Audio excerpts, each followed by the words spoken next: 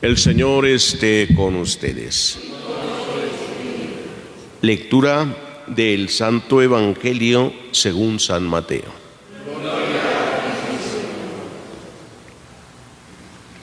En aquel tiempo Jesús dijo a los sumos sacerdotes y a los ancianos del pueblo esta parábola. Había una vez un propietario que plantó un viñedo, lo rodeó con una cerca, cavó un lagar en él, construyó una torre para el vigilante y luego la alquiló a unos viñadores y se fue. Llegado el tiempo de la vendimia, envió a sus criados para pedir su parte de los frutos a los viñadores. Pero estos se apoderaron de los criados, golpearon a uno, mataron a otro y a otro más lo apedrearon. Envió de nuevo a otros criados en mayor número que los primeros y los trataron del mismo modo. Por último les mandó a su propio hijo pensando: a mi hijo lo respetarán. Pero cuando los viñadores lo vieron, se dijeron unos a otros: este es el heredero, vamos a matarlo y nos quedaremos con su herencia. Le echaron mano, lo sacaron del viñedo y lo mataron. Ahora díganme, cuando vuelva el dueño del viñedo, ¿qué hará con esos viñadores? Ellos le respondieron: dará muerte terrible a esos desalmados y arrendará el viñedo a otros viñadores que le entreguen los frutos a su tiempo. Entonces Jesús les dijo: ¿no han leído nunca en la Escritura? La piedra que desecharon los constructores es ahora la piedra angular. Esto es obra del Señor y es un prodigio admirable.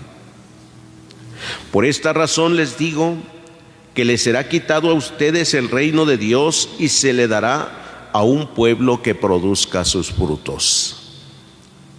Al oír estas palabras, los sumos sacerdotes y los fariseos comprendieron que Jesús las decía por ellos y quisieron aprenderlo, pero tuvieron miedo a la multitud, pues era tenido por un profeta. Palabra del Señor. Pueden sentarse un momentito.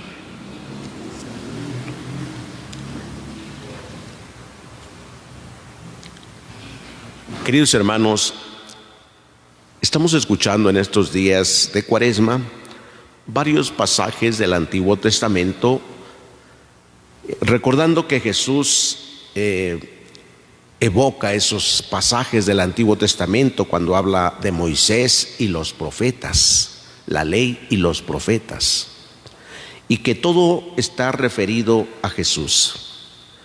Si hoy hacemos un paralelismo o buscar unas coincidencias entre José, el hijo de Jacob, y Jesús, veamos cuánta figura hay en José, una figura de Jesucristo. Dice la primera lectura: Jacob amaba a José más que a sus demás hermanos. Jacob tiene una preferencia por su hijo, José. ¿Por qué? Y la razón es porque lo concibió en la ancianidad. Es el más pequeño, los otros ya están grandes. Y lo amaba más que a los demás. Algún parecido con la familia hoy, pues es una mera coincidencia, ¿verdad? Que los papás amen más a uno de los hijos, aunque dicen que no. Jacob no niega eso, que amaba más a su hijo José, el pequeño. Si miramos a Jesús, la voz del Padre dice: este es mi Hijo amado, en quien yo tengo puestas todas mis complacencias. Y entonces nosotros no somos hijos de Dios. Tiene a Jesús como el predilecto.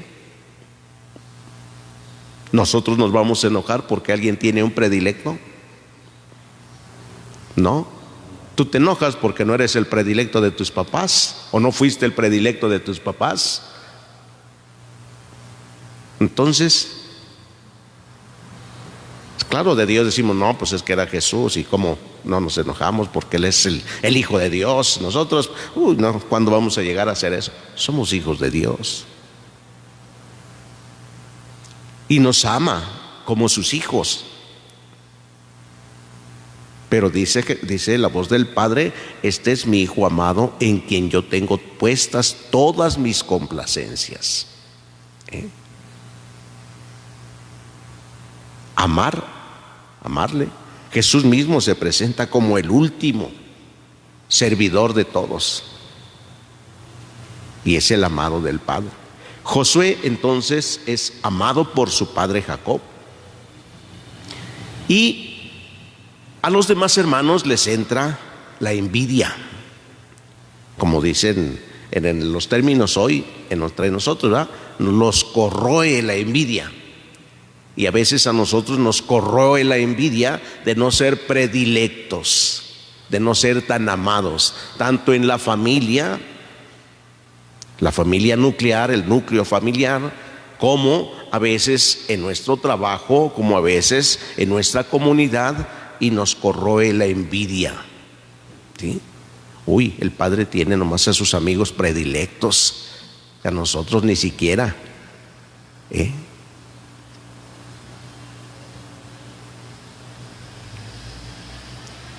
No, les corroe la envidia, ¿verdad? La envidia contra los otros, y claro, pues el enojo contra el que no es el que tiene sus amigos. ¿Sí? Piensen en la familia igual.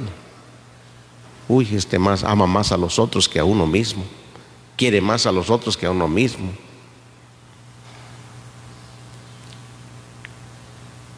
Jesús tenía a sus discípulos también, los amaba más que a los demás. Bueno, y luego entonces los hermanos de José, que habían sido enviados por su padre a cuidar los rebaños, que tenían enojo y coraje, bueno, pues se fueron lejos a cuidar los rebaños. Y Jacob dijo: voy a mandarles a José también para que vaya a ver a sus hermanos. Y lo mandó.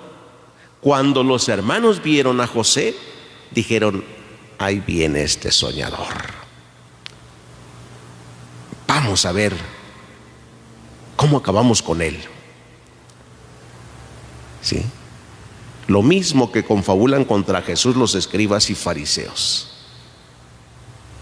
Vamos a ver cómo acabamos con él, y querían matarlo constantemente. Hoy dice el Evangelio que quisieron acabar con Jesús, pero como había una gran multitud que creía en Jesús, que lo amaban, pues no pudieron hacerle nada. Pero acá los hermanos, pues también hay una división hasta cierto punto, que dijeron: vamos a matarlo, lo echamos a un pozo y decimos que se lo devoró una fiera. Pero sale por ahí el hermano Rubén y le dice: no, miren, mejor no nos manchemos las manos con su sangre, vamos a echarlo en un pozo. ¿Sí? No hay que matarlo, lo echamos en un pozo. Después se presenta una oportunidad, vienen los ismaelitas, unos mercaderes, y dicen: mejor no, ¿saben qué? Vamos a sacarlo del pozo y se los vamos a vender. Antes de echarlo al pozo, ¿qué hicieron los hermanos con José? Lo agarraron, le quitaron su túnica. ¿Qué hicieron con Jesús antes de matarlo? Le quitaron su túnica también. ¿Sí? Vamos a ver qué le pasa, como dice el profeta Isaías: acabemos con él, vamos a ver quién viene a salvarlo. Lo echaron al pozo, lo amarraron con grilletes. A Jesús, ¿qué le hicieron? Lo ataron. ¿Sí? ¿Dónde lo echaron a Jesús? Lo metieron también en el calabozo. A José en el pozo. ¿Verdad? Cuando lo sacan, ¿sí?, a José, pues es para venderlo. Jesús también es vendido por Judas. ¿Por cuánto vendieron a José? 25 monedas de plata. ¿Y a Jesús por cuánto lo vendieron? O sea que valía un poquito más, ¿verdad? O ya había subido el precio, ¿eh? Fíjense nomás cómo se pueden ir dando las cosas con aquellos que valoran las cosas desde el punto de vista material. Pero aquí lo importante es que José fue vendido, Jesús fue vendido. Hay el monto por cuánto fue vendido uno y otro, ¿sí? Después fue vendido y entregado a los ismaelitas y se lo llevaron a Egipto.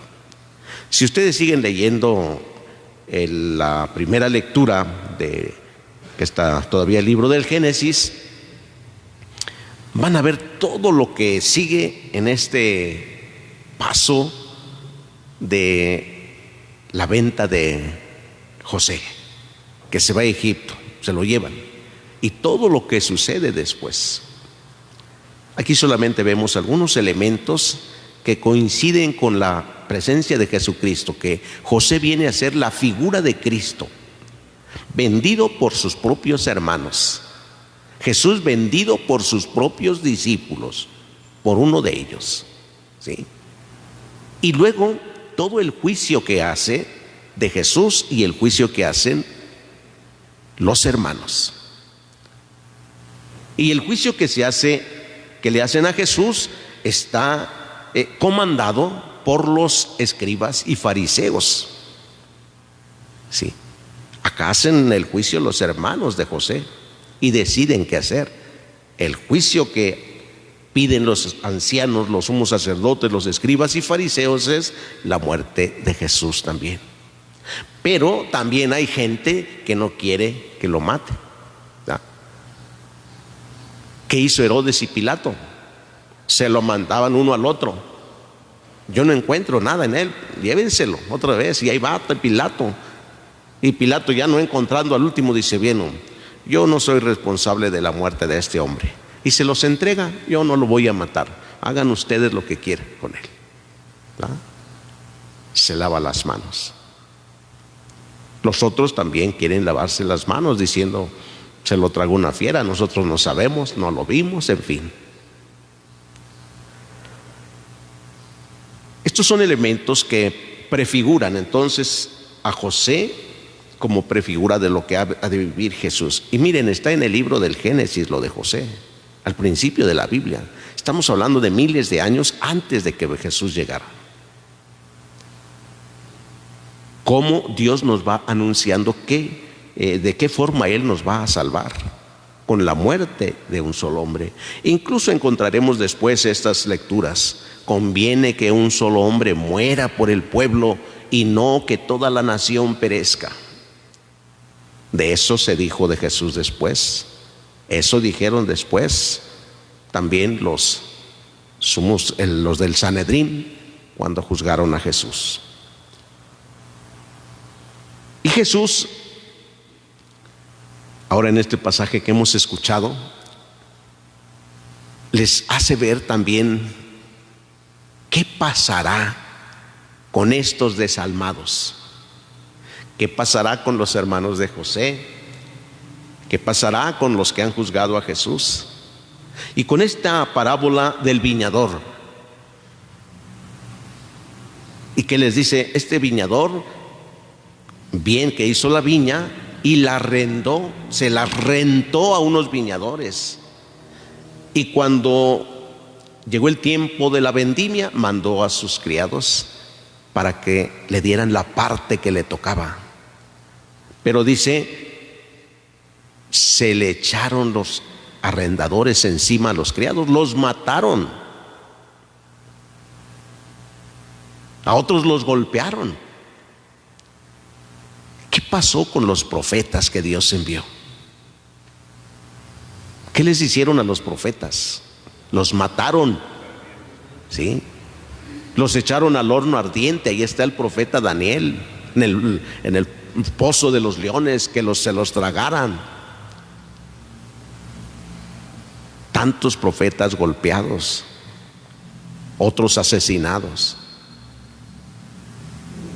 Y Jesús después dice también, después volvió a mandar a otros en gran número e hicieron lo mismo.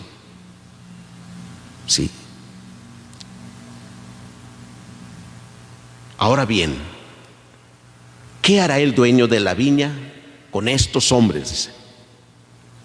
Y los escribas y fariseos, bien ágiles y sabios, ¿verdad?, que dicen, no hombre, este dueño de la viña va a dar muerte terrible a estos desalmados, se lo merecen, eso no se hace. Sin saber y pensar que Jesús lo estaba diciendo de ellos. ¿Sí? ¿Cómo también nosotros hoy podemos pensar que todo lo que Jesús nos va diciendo en su palabra se lo vamos aplicando a veces al otro, al hermano, al primo, al vecino, a las demás personas, y nosotros no lo aplicamos? ¿Sí? Porque somos dados a veces a juzgar y condenar. ¿Sí? Juzgar y condenar. Cuando Jesús nos ha dicho, no juzguen, no condenen, perdonen, serán perdonados. ¿Sí? Y nuestros juicios que son a veces absolutorios, incluso de la injusticia. Vean, por ejemplo, alguna mamá, algún papá que sus hijos andan en malos caminos, vean si no los defienden de ello. ¿Sí? No, mis hijos no, ellos no andan en eso. Mis hijos son buenos. Incluso cuando lo saben bien que no andan por buenos caminos. Ahora, si no lo saben que andan por malos caminos, con mayor razón los van a defender y van a juzgar. Y cuando pues toca que los sorprendan en estos malos pasos, los tomen y los lleven a la cárcel, pues se los van a defender diciendo que es una injusticia, que no es correcto lo que hacen con ellos. Son capaces de pagar. Lo mismo nos pasa en la sociedad, ¿verdad? Podremos hacer juicios, condenar o absolver incluso personas que son culpables de tanta injusticia, y absolverlas y decir, no es cierto lo que dicen.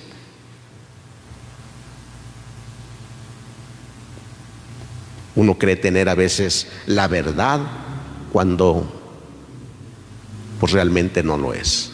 Pero hay gente que es capaz de defender, incluso hasta exponer la propia vida, defender lo que es indefendible, como decimos, ¿verdad? Absolver o condenar, que es la otra situación.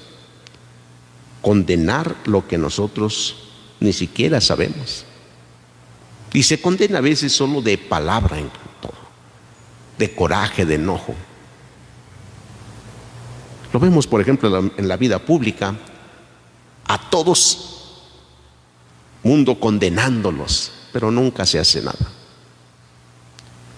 Se condena a políticos por tanto mal que hicieron, pero nunca hace nada. Se defienden, incluso se les defiende.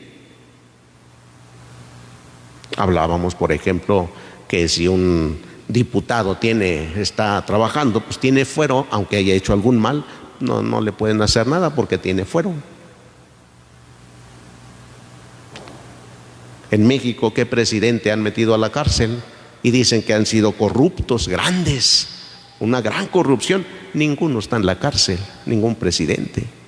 Senadores, algunos los han ajusticiado, ¿verdad? Pero es hoy en la actualidad, y veremos más adelante, y más adelante hablaremos y escucharemos a otros igual. Y queremos acabar con ellos, queremos ver cómo le hacemos, en fin, cómo hicieron los hermanos con José, ¿no? Hoy, queridos hermanos, pidámosle a Dios primero agradecerle que nos haya hecho sus hijos y que no le reclamemos cuando algo no está bien en nuestra vida, cuando algo no va pasando como nosotros queremos. Que no le digamos, ¿por qué a mí, Señor? Que no queramos sentirnos como los más amados. ¿Por qué a los otros no les pasa esto? ¿Por qué a estos no les sucede otra cosa? Que no estemos ni envidiando lo que a los otros les sucede o les pase. Mucho menos que nos alegremos por lo que les pasó a los otros.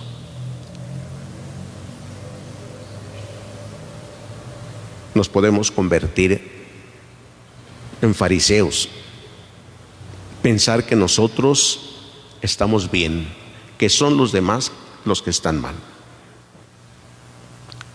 Que el Señor nos conceda la gracia de no convertirnos en jueces, porque así como Jesús dijo a los escribas y fariseos, a ustedes se les quitará el reino de los cielos y se les dará a otros. Ustedes que se creen dueños de la religión, ustedes que se creen sabios y creen tener toda la verdad, les será quitado el reino de Dios. No vayamos nosotros a escuchar eso para nosotros de parte de Dios. Ustedes, que nos diga ustedes, para quienes era el reino de Dios, se les quitará. Que el Señor nos conceda la gracia de aprender y amar cada día lo que Él va en su generosidad dándonos a cada uno. Pidámoselo todos hoy en esta celebración, que así sea.